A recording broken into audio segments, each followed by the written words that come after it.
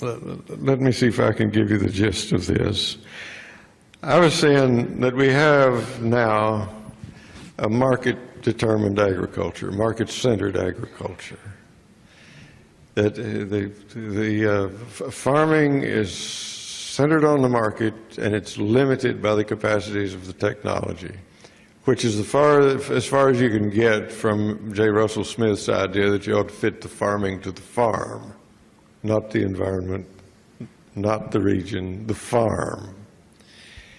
And then I was talking about the other possibility that you could have an ecologically centered way of farming that would observe the limits of the place as its necessary limits. There's certain things on this farm that you mustn't do, and of course that raises lots of questions about how to have a culture and keep it going. A lot of it has to do with memory.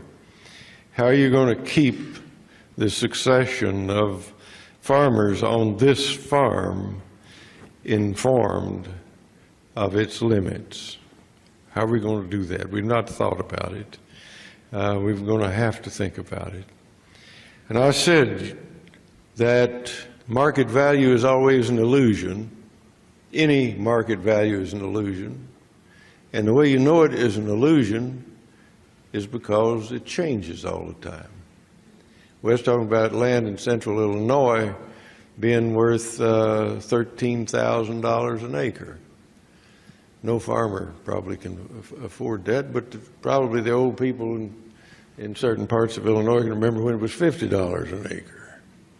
And I was suggesting that if we are ever going to deal with nature in the right way and our world in the right way and our places in it in the right way, we're going to have to come to deal with the idea that some things are of absolute value.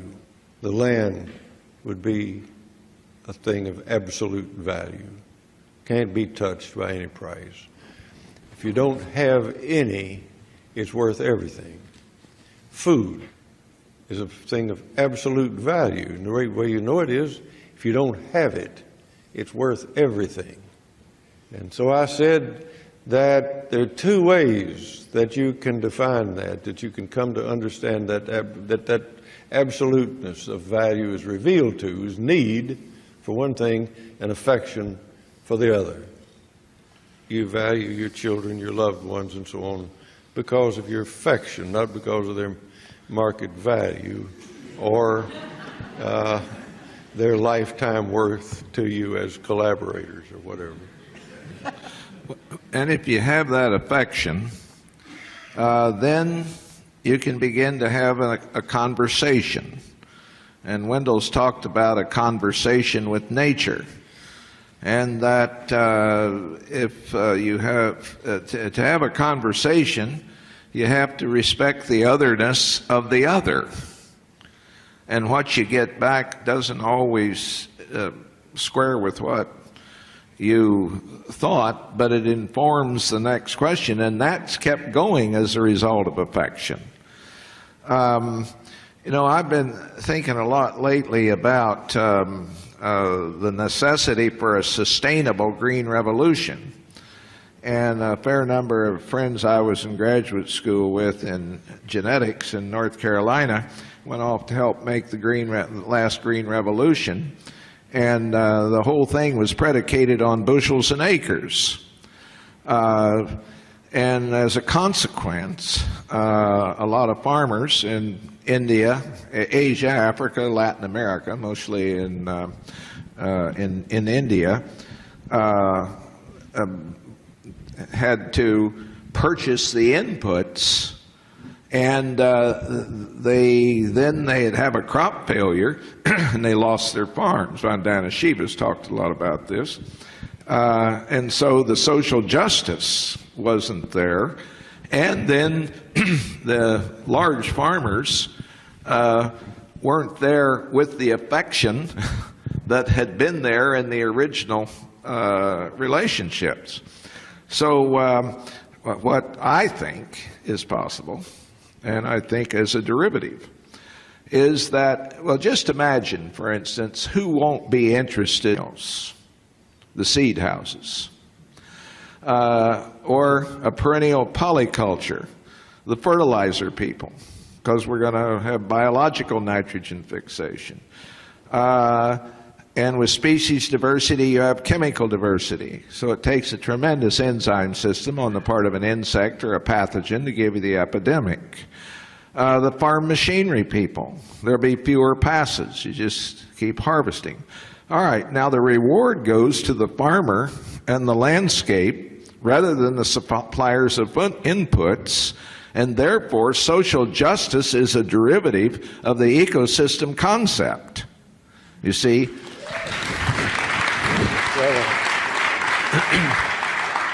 So it all comes back to this having I mean, our subject here is affection, among other things. So, well, I'll stop there. Well, if you have affection, you're going to employ a lot more of your mind, a lot more of your faculties than you will if you don't have it. I got a letter not very long ago. Seems to me that maybe this is the way of conversation. I'm going to run this out and see where it intersects with some other things that have been said. I got a letter from a fellow who was raised on a small farm in the hills of northern Kentucky, just south of Cincinnati, one of those counties, poor tobacco farm. Grew up ashamed of his rural background, the way his family talked, the way they looked, the way he talked, embarrassed. And he went away, and he had a number of fairly predictable experiences, got educated, among other things, and got hooked on dope, got cured by some people who were mighty tough on him, he said, but they saved his life. And he said it's very strange to him to hear people say, well, manufacturing followed agriculture, and he's talking about the kind of agriculture he grew up in. People went from that to factory jobs, and now they're asking what comes after manufacturing. He said, I know what comes after manufacturing, dope. And they're, manufacturing dope all over the rural landscape now.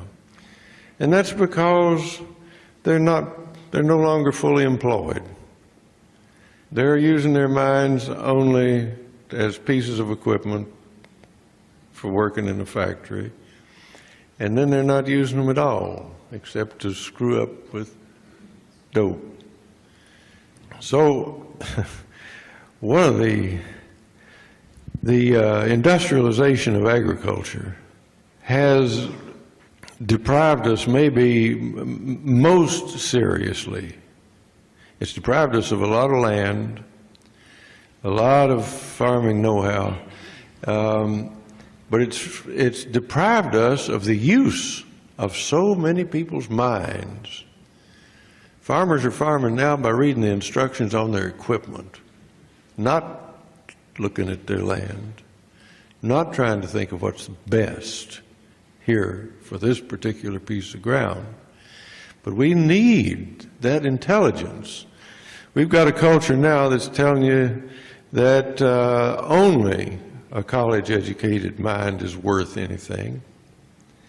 And the more degrees it's got, the more worth it has, and that sort of thing. All that's really wrong.